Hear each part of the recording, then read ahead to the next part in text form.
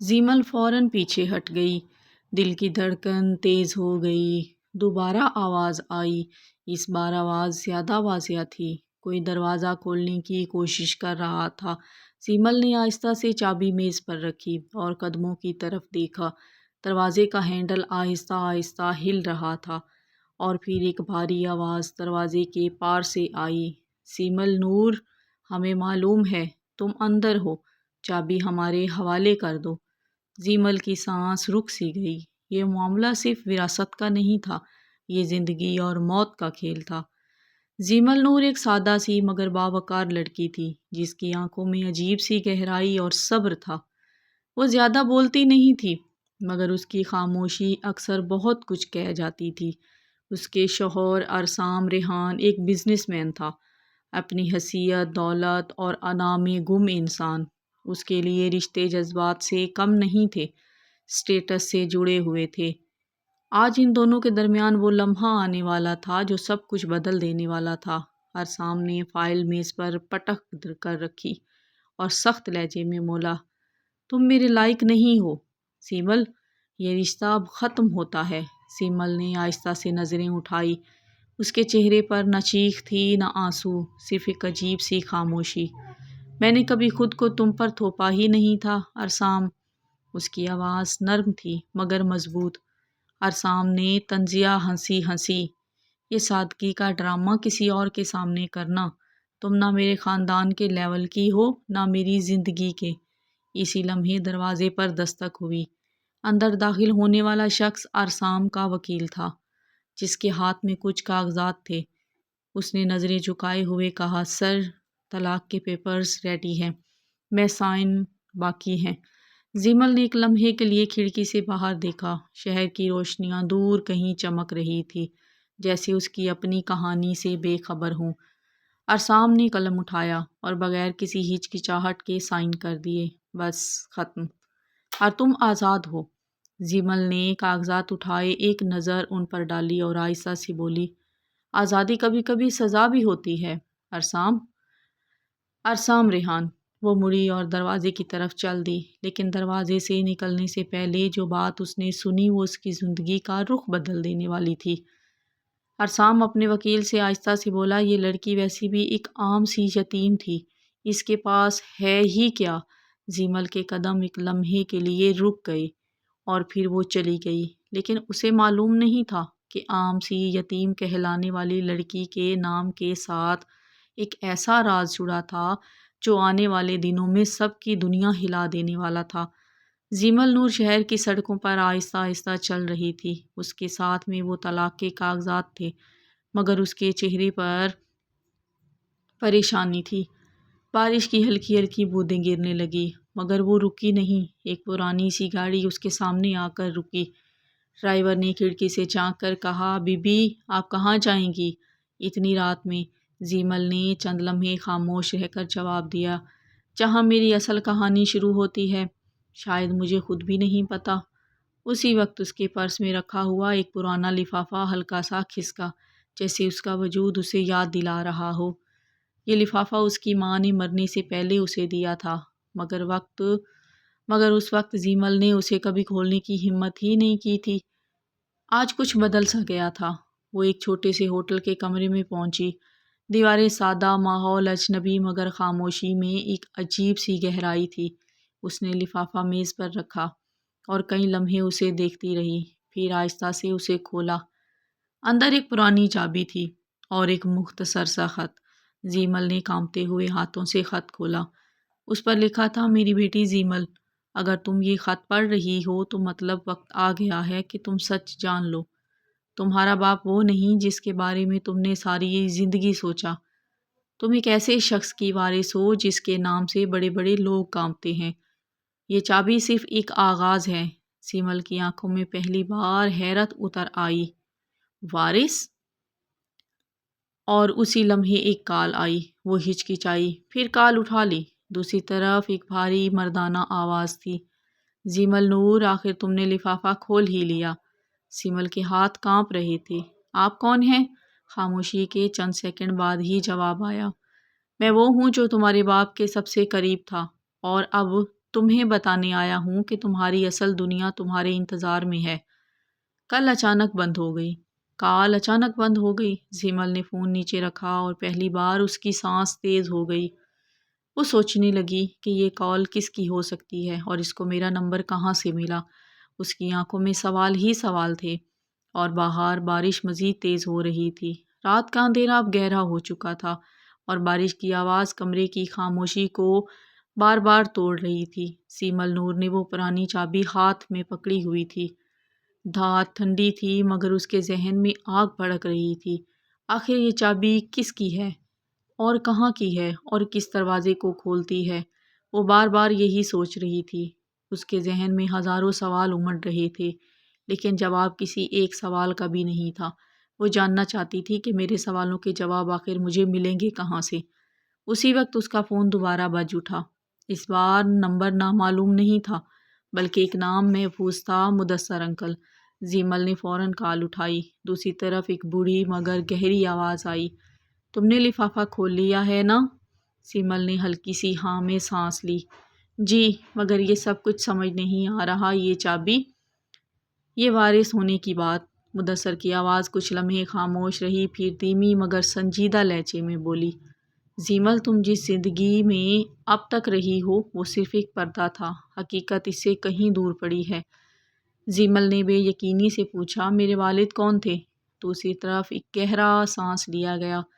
وہ شخص جس کے پاس صرف دولت نہیں تھی، طاقت بھی تھی، وہ دشمن بھی اور اس کے دشمن بھی بہت تھے، اسی لیے تمہیں چھپایا گیا تھا۔ زیمل کی آنکھیں پھیل گئی۔ مجھے چھپایا گیا تھا؟ میں کچھ سمجھی نہیں آپ کی بات۔ اور کس سے؟ مدثر نے آہستہ سے کہا، ہر اس شخص سے جو تمہاری حقیقت جان کر تمہیں ختم کر سکتا تھا یا تمہیں ختم کرنا چاہتا تھا۔ کال پھر بند ہو گئی۔ سیمل چند لمحے بے حرکت بیٹھی رہی، پھر اچانک اس نے اٹھ کر کمرے کی لائٹ بند کر دی۔ اندھیرے میں وہ چابی کو گھورنے لگی۔ اسی لمحے دروازے کے باہر ہلکی سی آہٹ ہوئی، ٹک ٹک۔ سیمل فوراً پیچھے ہٹ گئی، دل کی دھڑکن تیز ہو گئی۔ دوبارہ آواز آئی، اس بار آواز زیادہ واضح تھی، کوئی دروازہ کھولنے کی کوشش کر رہا تھا۔ سیمل نے آہستہ سے چابی میز پر رکھی اور قدموں کی طرف دیکھنے لگی۔ دروازے کا ہینڈل آہستہ آہستہ ہل رہا تھا اور پھر ایک بھاری آواز دروازے کے پار سے آئی، سیمل نور، ہمیں معلوم ہے تم اندر ہو، چابی ہمارے حوالے کر دو۔ سیمل کی سانس رک سی گئی۔ وہ پہلی بار سمجھ گئی تھی یہ معاملہ صرف وراثت کا نہیں تھا، یہ زندگی اور موت کا کھیل تھا۔ دروازے پر دستک اب دھیمی نہیں رہی تھی بلکہ مسلسل بھاری اور خطرناک ہوتی جا رہی تھی۔ ٹک ٹک ٹک۔ سیمل نور نے پیچھے ہٹتے ہوئے میز سے چابی اٹھائی لی۔ اس کے ہاتھ کانپ رہے تھے مگر آنکھوں میں ایک عجیب سا فیصلہ آ چکا تھا۔ اگر یہ لوگ اس چابی کے پیچھے ہیں تو اس کا مطلب یہ چیز واقعی بہت اہم ہے۔ دروازے کے باہر آواز دوبارہ ابھری، سیمل آخری بار کہہ رہے ہیں، دروازہ کھولو نہیں تو ہم دروازہ توڑ دیں گے۔ سیمل نے جلدی سے کمرے کی پچھلی کھڑکی دیکھی، تیسری منزل تھی، نیچے اندھیرا اور بارش۔ دل میں ایک لمحے کی ہچکچاہٹ آئی، پھر اس نے کھڑکی کھول دی۔ اسی وقت دروازے پر زور سے دھکا پڑا، تالا ٹوٹ گیا۔ سیمل نے جلدی سے خود کو سنبھالا اور کھڑکی کے کنارے سے نیچے جھانکا۔ نیچے ایک پرانی سی گلی تھی مگر گیلے فرش پر روشنی چمک رہی تھی۔ اس نے سانس روک کر خود کو نیچے چھوڑ دیا۔ ایک لمحہ اور پھر وہ زمین پر گر گئی۔ گھٹنوں پر ہلکی چوٹ آئی مگر وہ فوراً اٹھ گئی۔ پیچھے اوپر کمرے کا دروازہ زور سے کھل گیا، کسی کے قدم اندر داخل ہوئے۔ زیمل بغیر پیچھے دیکھے اندھیرے میں بھاگنے لگی۔ بارش تیز ہو رہی تھی، کپڑے بھیگ چکے تھے مگر وہ رکی نہیں۔ چند گلیاں پار کرنے کے بعد وہ ایک پرانی مسجد کے قریب رک گئی۔ وہ ہانپ رہی تھی، چابی اب بھی اس کے ہاتھ میں تھی مگر اب وہ صرف چابی نہیں لگ رہی تھی، جیسے کوئی ذمہ داری ہو۔ اب اسے یہ چابی اپنی ذمہ داری لگ رہی تھی۔ اسے کسی بھی حال میں اس چابی کی حفاظت کرنی تھی اور اس چابی کا راز جاننا تھا کہ آخر اس چابی کا راز ہے کیا۔ اسی وقت اس کا فون دوبارہ بجا۔ اس نے کانپتے ہاتھوں سے کال اٹھائی۔ مدثر انکل کی آواز آئی، تم ٹھیک ہو نا زیمل؟ زیمل نے ہانپتے ہوئے کہا، مجھے کچھ لوگ مارنے کے لیے میرے پیچھے پڑ گئے ہیں اور وہ میرے گھر تک آ گئے ہیں، دروازہ توڑ کر اندر آ گئے ہیں۔ اور میں گھر سے باہر بھاگ آئی ہوں۔ خاموشی۔ پھر مدثر کی آواز آئی، تو اب تمہیں سچ میں جاگنا ہوگا زیمل، تمہاری حفاظت اب صرف ایک جگہ میں ہے۔ سیمل نے پوچھا، کون سی جگہ؟ مدثر نے آہستہ سے جواب دیا، تمہارے باپ کی چھوڑی ہوئی وہ پرانی عمارت جس کا دروازہ اسی چابی سے کھلتا ہے جو تمہارے ہاتھ میں ہے۔ زیمل کی آنکھوں میں پہلی بار خوف اور تجسس ساتھ نظر آئے۔ میں وہاں کیسے پہنچوں؟ مدثر نے مختصر سا جواب دیا، کل صبح فجر سے پہلے اکیلی۔ اور پھر کال بند ہو گئی۔ سیمل نے چابی کو دیکھا۔ بارش رکنے کا نام نہیں لے رہی تھی اور اس کی زندگی اب ایک ایسے موڑ پر آ کر رک گئی تھی جہاں واپسی ناممکن تھی، لیکن آگے چلنا بھی بہت مشکل تھا۔ قدم قدم پر مصیبتیں اور مشکلیں اس کا راستہ دیکھ رہی تھی۔ صبح صادق سے کچھ دیر پہلے کا وقت تھا۔ اسلام آباد کی سڑکیں ابھی نیم تاریکی میں ڈوبی ہوئی تھی اور ہلکا ہوا میں ہلکی سی خنکی تھی۔ زیمل نور کا ایک سادہ سی ہوڈی پہن کر چہرہ آدھا چھپائے مدثر انکل کی بتائی ہوئی جگہ کی طرف جا رہی تھی۔ اس کے ذہن میں ہزار سوال تھے۔ میرے والد کون تھے؟ یہ لوگ میرے پیچھے کیوں ہیں؟ اور یہ چابی آخر کھلتی کیا ہے؟ وہ ایک پرانے صنعتی علاقے میں پہنچی جہاں زیادہ تر عمارتیں ویران اور خاموش تھیں۔ آخر کار وہ رک گئی۔ اس کے سامنے ایک بڑی مگر بوسیدہ عمارت تھی اور اوپر پرانا سا بورڈ لٹک رہا تھا، نوید انڈسٹریز، بند برانچ۔ زیمل نے ایک گہری سانس لی۔ یہی ہے۔ اس نے چابی ہاتھ میں مضبوطی سے پکڑی اور دروازے کی طرف بڑھی۔ دروازہ زنگ آلودہ تھا، مگر جیسے ہی اس نے چابی اندر ڈالی، کلک، دروازہ خود بخود کھل گیا۔ زیمل کے قدم اندر جاتے ہی ہال میں ایک عجیب سی خاموشی پھیل گئی۔ یہ کوئی عام عمارت نہیں تھی۔ اندر ہر شے جیسے وقت میں جم گئی ہو، پرانی فائلیں، ٹوٹی ہوئی میزیں اور دیواروں پر مدھم تصویریں۔ وہ آہستہ آہستہ آگے بڑھی۔ ایک بڑی دیوار پر ایک تصویر لگی تھی۔ سیمل نے قریب جا کر دیکھا۔ وہ ایک لمحے کے لیے ساکت رہ گئی۔ تصویر میں ایک شخص تھا جس کا چہرہ اس کے لیے نیا نہیں تھا۔ یہ وہی شخص تھا جس کی تصویر وہ بچپن سے اپنی ماں کے کمرے میں دھندلی سی دیکھ چکی تھی۔ اس کے ہاتھ کانپ رہے تھے۔ یہ میرے والد؟ اسی لمحے پیچھے سے ایک آواز آئی، ہاں یہ تھے وہ۔ زیمل فوراً مڑی۔ سامنے مدثر انکل کھڑے تھے۔ سیمل کی آنکھوں میں غصہ اور سوال ایک ساتھ تھے۔ آپ نے مجھ سے جھوٹ کیوں بولا؟ آپ نے سب کچھ کیوں چھپایا مجھ سے؟ میں بچپن سے سامنے آ جاتی تو آج زندہ نہ ہوتی۔ سیمل خاموش ہو گئی۔ مدثر نے آگے بڑھ کر ایک پرانا فولڈر میز پر رکھا۔ یہ تمہارے والد کی اصل کہانی ہے اور تمہاری وراثت صرف دولت نہیں، ایک طاقت بھی ہے جسے تم انجان اور بے خبر ہو، لیکن اسے جاننے کا اب وقت آ گیا ہے، جس کے لیے لوگ تمہیں مار بھی سکتے ہیں اور مارنے کے لیے تمہارے پیچھے بھی پڑے ہوئے ہیں اور مر بھی سکتے ہیں۔ زیمل نے فولڈر کی طرف دیکھا مگر ہاتھ نہیں بڑھایا۔ اس کے ذہن میں ارسام ریحان کا طنزیہ چہرہ گھوم گیا۔ تم میرے لائق نہیں ہو۔ اس نے آہستہ سے فولڈر کھولا۔ اندر ایک کمپنی کے کاغذات تھے، بڑے بڑے معاہدے اور ایک نام جو بار بار لکھا تھا، نویر گروپ آف انڈسٹریز۔ زیمل نے سر اٹھایا۔ یہ میرے نام ہے؟ یہ سب میرے نام ہے؟ مدثر نے ہاں میں سر ہلایا اور پھر آہستہ سے بولا، اور اب تمہارا اصل امتحان شروع ہونے والا ہے۔ کیوں نہ کہ بس وہ یہی بول رہے تھے تو وہی آوازیں دوبارہ آنے لگ گئی۔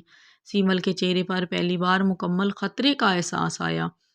مدثر نے دروازے کی طرف دیکھ کر کہا، اب فیصلہ تمہارا ہے، بھاگنا ہے اپنی جان بچا کر یا اپنی پہچان کو قبول کرنا ہے۔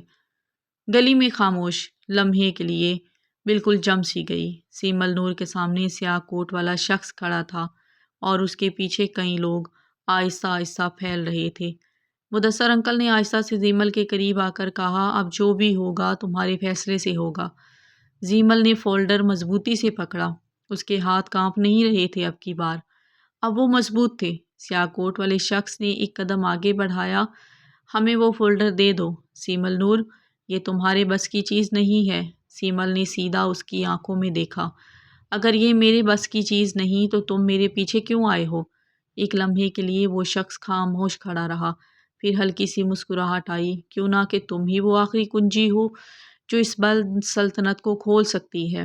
اس وقت مدثر نے آہستہ سے کہا، زیمل اب وقت ہے سچ جاننے کا، فولڈر کھولو۔ سیمل نے ہچکچاتے ہوئے فولڈر کھولا۔ اندر ایک پرانی سی رجسٹری، چند دستخط شدہ دستاویزات اور ایک خفیہ وصیت تھی۔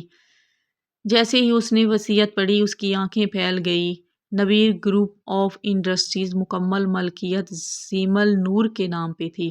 اس کے ہاتھ سے کاغذات تقریباً گر گیا۔ یہ سب حقیقت ہے؟ کیا میں کوئی خواب تو نہیں دیکھ رہی؟ مدثر نے سر چکا کر کہا، ہاں، تمہارے والد نے سب کچھ تمہارے نام کر دیا تھا۔ یہ سب کچھ تمہارا ہے، لیکن تمہیں بچانے کے لیے تمہیں چھپا دیا گیا تھا۔ سیاہ کوٹ والا شخص ہنسا۔ بچانے کے لیے؟ یا کسی نے اسے چھیننے کے لیے؟ یہ سن کر فضا اور بھاری ہو گئی۔ زیمل نے سر اٹھایا۔ اگر یہ سب کچھ میرا ہے تو پھر تم لوگ مجھ سے چھیننا کیوں چاہتے ہو؟ وہ شخص آہستہ سے بولا، کیوں نہ کہ اس کمپنی کے پیچھے صرف دولت نہیں، ایک ایسا راز ہے جس سے پورا ملک ہل سکتا ہے۔ اسی لمحے دور سے گاڑیوں کی ایک اور لائن آتی ہوئی دکھائی دی۔ مدثر کے چہرے پر پہلی بار پریشانی آئی۔ وہ واپس آ رہا ہے؟ زیمل نے چونک کر پوچھا۔ کون؟ مدثر نے آہستہ سے کہا، ارسام ریحان۔ زیمل کا دل ایک لمحے کو رک گیا۔ دو گاڑیوں کا دروازہ کھلا۔ صرف حیرت اور غصہ تھا، اور زیمل کو دیکھ کر آہستہ سے کہا، تو تم واقعی کچھ تھی اور میں نے تمہیں چھوڑ دیا؟ زیمل نے پہلی بار سیدھا جواب دیا، نہیں ارسام، تم نے مجھے چھوڑا نہیں تھا، تم نے مجھے پہچانا نہیں تھا۔ خاموشی چھا گئی، اور اسی خاموشی میں ایک نیا طوفان شروع ہو چکا تھا۔ رات دوبارہ گہری ہونے لگی تھی، مگر اس بار ماحول پہلے جیسا نہیں تھا۔ گلی میں زیمل نور، مدثر انکل، سیاہ کوٹ والا شخص اور اب ارسام ریحان بھی موجود تھا۔ سب ایک دوسرے کے سامنے کھڑے تھے، جیسے کوئی پرانا حساب کھلنے والا ہو اور وہ سب اس کے انتظار میں ہوں۔ ارسام کی نظریں سیدھی زیمل پر تھی۔ تم واقعی نویر گروپ کی وارث ہو؟ زیمل نے بغیر جھجک کے جواب دیا۔ ہاں، یہ ایک لفظ تھا، مگر اس نے ارسام کے چہرے کا رنگ بدل دیا ہو جیسے۔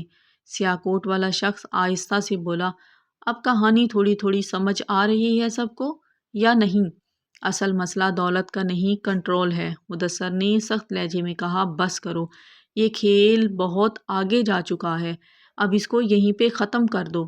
مگر ارسام نے ایک قدم آگے بڑھایا، اگر یہ سب سچ ہے تو تم نے مجھے بتایا کیوں نہیں؟ زیمل نے ٹھنڈی آواز میں کہا، کیوں نہ کہ تم نے کبھی پوچھا ہی نہیں۔ تم نے فیصلہ پہلے کر لیا تھا مجھے چھوڑنے کا، کہ میں تمہارے لائق نہیں ہوں۔ یہ جملہ ارسام کو اندر تک ہلا گیا۔ اس لمحے دور سے گاڑیوں کی تیز آوازیں آئیں۔ اس بار صرف 2 یا 3 نہیں تھی، بہت زیادہ۔ سیاہ کوٹ والے شخص کے چہرے پر پہلی بار پریشانی آئی۔ وہ لوگ پورا دائرہ بند کر رہے تھے۔ مدثر نے جلدی سے کہا، ہم یہاں سے نہیں نکل سکتے۔ اب زیمل نے چاروں طرف دیکھا۔ پھر کیا کریں مدثر؟ مدثر نے ایک پرانے دروازے کی طرف اشارہ کیا جو عمارت کے ساتھ لگا ہوا تھا۔ یہ اندر ایک خفیہ راستے میں جاتا تھا، لیکن اس کے بعد واپسی نہیں ہوگی۔ ارسام نے کہا، میں بھی آ رہا ہوں۔ زیمل نے حیرت سے اسے دیکھا، کیوں؟ ارسام نے نظریں نیچی کی، کیوں نہ کہ مجھے پہلی بار لگ رہا ہے میں نے صرف تمہیں نہیں کھویا، میں نے حقیقت کھو دی ہے۔ ایک لمحے کے لیے خاموشی چھا گئی، پھر اچانک گولی چلنے کی آواز آئی۔ ٹھا! سب نیچے جھک گئے۔ گولی دیوار سے ٹکرائی۔ سیاہ کوٹ والا شخص چیخا، اب وقت نہیں ہے، چلو سب لوگ۔ تیزی سے دروازے کی طرف بھاگے۔ زیمل سب سے آگے تھی، چابی اس کے ہاتھ میں تھی، فولڈر دوسرے ہاتھ میں تھا، اور وہ سب اندر داخل ہو گئے۔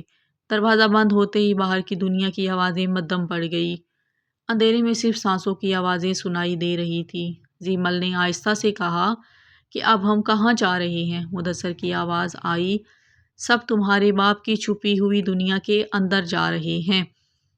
ارسام نے خام سرگوشی کی، اور شاید سب سے آخری منزل کے قریب۔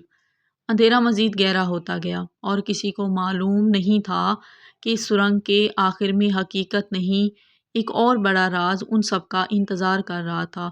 اس راز سے سب لوگ ناواقف تھے، کوئی نہیں جانتا تھا کہ آگے کیا ہے۔ سرنگ کے اندر اندھیرا اتنا گہرا تھا کہ اپنے قدم بھی واضح نہیں ہو رہے تھے، صرف سانسوں کی آوازیں آ رہی تھی، اور کبھی کبھی دور سے ٹپکتی ہوئی پانی کی بوندیں۔ زیمل نور سب سے آگے چل رہی تھی، اس کے ہاتھ میں چابی تھی، اور دوسرے میں وہ فولڈر جس نے اس کی زندگی بدل دی تھی۔ پیچھے مدثر، ارسام وہ سیاہ کوٹ والا شخص بھی خاموشی سے چل رہے تھے۔ کچھ دیر بعد سرنگ میں ایک مدھم سی روشنی نظر آئی۔ سیاہ کوٹ والے شخص نے آہستہ سے کہا، ہم قریب پہنچ گئے ہیں۔ زیمل نے پوچھا، آخر اس سرنگ کے آخر میں ہے کیا؟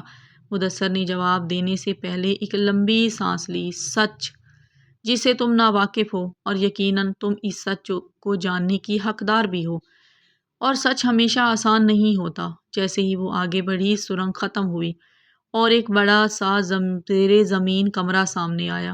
یہ کسی پرانی لیب یا خفیہ دفتر جیسا لگ رہا تھا۔ دیواروں پر پرانی اسکرینیں، فائلیں اور ایک بڑی سی لوہے کی سیف۔ زیمل چند لمحے خاموش کھڑی رہی۔ یہ سب میرے والد نے بنایا تھا؟ مدثر نے ہاں میں سر ہلایا۔ یہ جگہ نویر گروپ کا اصل دماغ تھی، جسے سب سے چھپایا گیا تھا۔ ارسام آگے بڑھا اور حیرت سے چاروں طرف دیکھنے لگا۔ میں نے اتنا بڑا راز صرف ایک بزنس مین سمجھ کر نظر انداز کر دیا۔ سیاہ کوٹ والا شخص آہستہ سے ہنسا، نہیں، تم نے نہیں، تمہارے جیسے سب لوگوں نے۔ اسی وقت اچانک ایک بڑی اسکرین آن ہو گئی اور اس پر ایک ریکارڈڈ ویڈیو چلنے لگی۔ اس میں وہی شخص تھا، زیمل کا والد۔ زیمل کی آنکھیں نم ہو گئی۔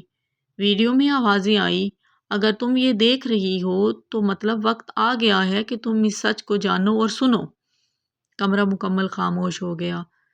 میں نے یہ سب اسی لیے بنایا تھا کہ طاقت غلط ہاتھوں میں نہ جائے، لیکن مجھے اندازہ نہیں تھا کہ میرے اپنے لوگ ہی میرے دشمن بن جائیں گے۔ زیمل کا دل زور سے دھڑکا۔ مدثر نے نظریں جھکا لی۔ ارسام نے فوراً پوچھا، کون لوگ مدثر؟ زیمل نے فوراً مدثر کی طرف دیکھا۔ کمرے میں خاموشی چھا گئی۔ مدثر نے آنکھیں بند کر لی۔ زیمل کی آواز کانپ گئی، یہ کیا ہے مدثر؟ مدثر نے آہستہ سے کہا، مجھے مجبور کیا گیا تھا۔ ارسام نے غصے سے کہا، تم نے اس کے باپ کے ساتھ دھوکہ کیا؟ مدثر نے سر ہلایا، میں نے اسے بچانے کی کوشش کی تھی، لیکن اس کی قیمت بہت بڑی تھی۔ زیمل کو چھپانا اس لیے ضروری تھا۔ زیمل پیچھے ہٹ گئی۔ تو تم نے میری پوری زندگی برباد کر دی، میری پوری زندگی ایک جھوٹ میں گزار دی؟ مدثر درد بھری آواز میں کہا، نہیں، میں نے تمہیں زندہ رکھا۔ اس لمحے سیاہ کوٹ والے شخص نے آہستہ سے تالیاں بجائی، واہ کیا خوب، لیکن اصل کھیل ابھی باقی ہے۔ زیمل نے فوراً اس کی طرف دیکھا، تم کون ہو آخر؟ وہ شخص مسکرایا، میں وہ ہوں جسے تمہارے والد کے بعد اس سسٹم کو سنبھالا تھا، لیکن تم آ گئی ہو نا۔ اس نے ایک اور قدم آگے بڑھایا، اور اب تمہیں فیصلہ کرنا ہوگا، طاقت تم سنبھالو گی یا ختم کرو گی؟ کمرے کی لائٹیں ہلکی سی جھلملانے لگی اور زیمل پہلی بار اس مقام پر کھڑی تھی جہاں دشمن باہر نہیں بلکہ اس کے آس پاس تھے۔ زیر زمین کمرے میں ہر طرف خاموشی سی چھا گئی تھی، مگر یہ خاموشی سکون نہیں تھی، یہ طوفان سے پہلے کی خاموشی تھی۔ کوئی بہت بڑا طوفان آنے والا تھا جیسے۔ زیمل نور ایک قدم آگے بڑھی۔ اس کی آنکھوں میں اب خوف نہیں تھا، صرف فیصلہ تھا۔ سیاہ کوٹ والا شخص مسکرایا، تو پھر زیمل نور فیصلہ کرو، کیونکہ تمہارے پاس زیادہ وقت نہیں ہے۔ جتنا جلدی فیصلہ کرو گی اتنا ہی تمہارے لیے اچھا ہوگا۔